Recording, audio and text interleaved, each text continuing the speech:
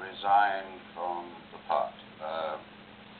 It sort of emerged more that we'd done enough of them, really. I suppose we could have gone on doing many more, but the stories were becoming tired a little and repetitious a little. There are only so many plots, 26 they say, and you can change locations and names and that sort of thing, but in the end I felt like doing something else, and we'd done enough. I enjoyed doing it enormously, and looked for something else to do, and I had, of course, something at the back of my mind. That's why we're here. What was that something that we had at the back of the mind? What are you going to ask next?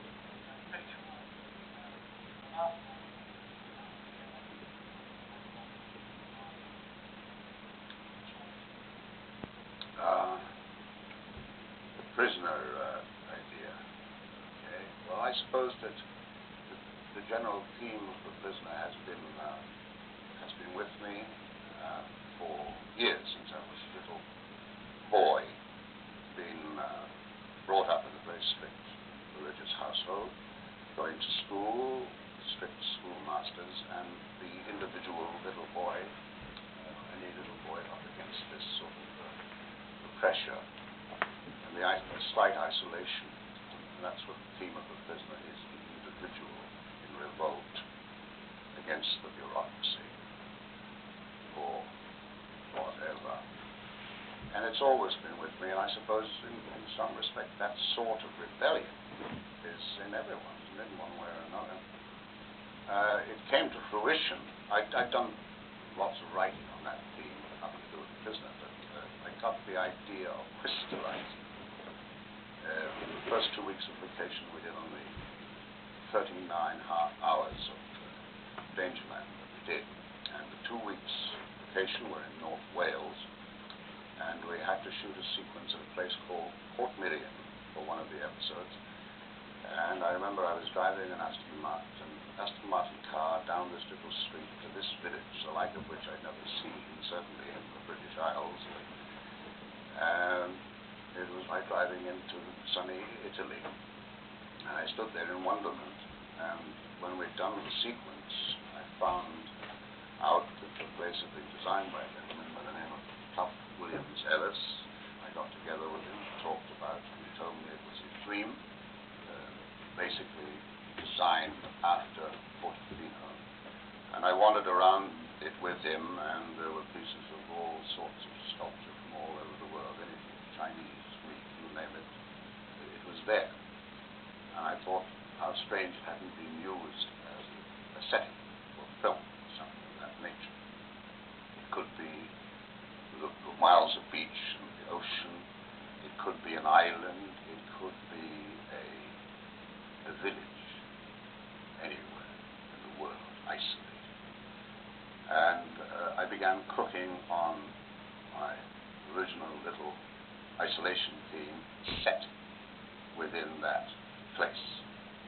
And of course I talked to people about it, particularly David Tomlin, who was the first assistant director on all those 9 episodes, and it developed and it developed and it developed until such time as some scribbling was done, and Dangerland finished, and what happened next?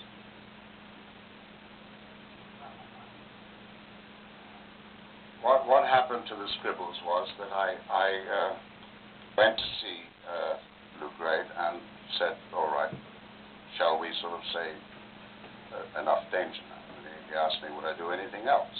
And I said, well, you know, I do happen to have a little idea in my mind and a few little notes on it, and took my briefcase, opened it, and took out quite a huge wad of stuff, you know, sort of this thick, and sort of said, well, in here, Lou, we've got an outline for a story thing, a setting here, had drawings and descriptions of things, and the whole, and I think he became somewhat alarmed when he saw all these pages going by, and said, no, I said, Pat, why don't you just tell me about it for a while? So I did that. I closed up the script or whatever it was and wandered around the office, started to talk, and he listened, until I'd finished. I sat down, then he got up, puffed on his cigar, marched around a little bit, then he turned on me and says, "Pat, you see, it's so crazy at my work. When can we start? What's the budget?" So, of course, I had the entire crew that we had on Dangerman expecting the good word to go. We were ready to go pretty much immediately. That's how it happened, and I have to say about Lou Grade, rightfully Sir Lou Grade, rightfully thereafter Lord Grade, is that from the very moment that he said go and shook my hand, we never had a contract.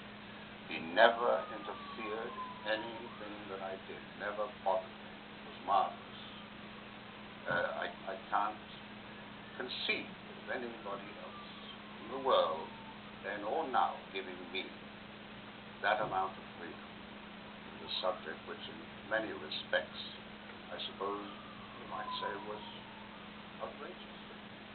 And I'd like to state it that there would be no business were it not Lord Grade. And I'm very, very grateful.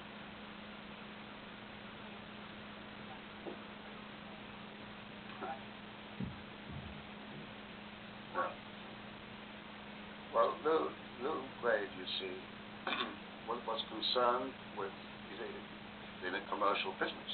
He's in the business of making product that sells. At the time, what was selling very well was Dangerman, for instance, action-adventure stuff. But the thing about Lou Grade was that he was not limited in his thinking. He had a broad concept of life, and he was willing to say, all right, action, adventure. I said, of course, there'll be a little action, adventure in the prisoner, too. Most of it in the mind, but there'll be some. And, but then he said, he just said go. You see, he has an instinct. He has a feeling for something. He lives on instinct. And I think that his instincts are good. I mean, on Golden Pond, for instance, which says, Lord Grade presents On Golden Pond. Now, what is On Golden Pond? On the face of it, someone comes along to him and says, this is a story about an old couple, sort of in their dotage. The fellow's 80 years old, and they're wandering around on their vacation, and they're fishing and cussing with each other, and they're irascible. But it's basically a love story. And he saw that, and he gambled on it. I think it was a pretty good bet. He did it. Sure, he's done his Titanics. And turned out, as he said about the raising of the Titanic, it would have been cheaper to lower the Atlantic, But I think, well, he'll go off in all directions. I remember, for instance, he met the Pope. All right? So the Pope said to him when he was leaving, he says, why don't you make a film about the life of Jesus? Nice. And Lou says, all right, I'll do it. He got on the plane going home. I could imagine him now sitting up in the bulkhead where he usually liked to sit, puffing on his cigar. I'm sure he still gets permission to smoke cigars on planes, although you're not supposed to.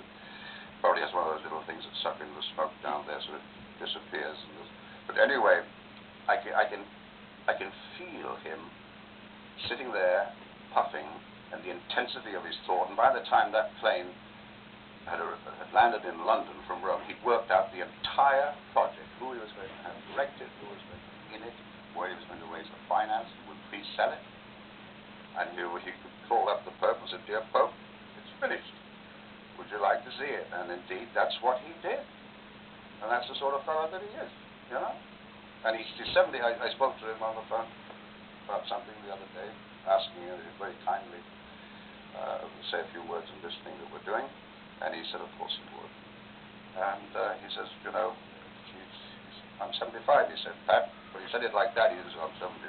And he says, I said, you're as chipper as ever. And he is. He'll go on to 100 at least.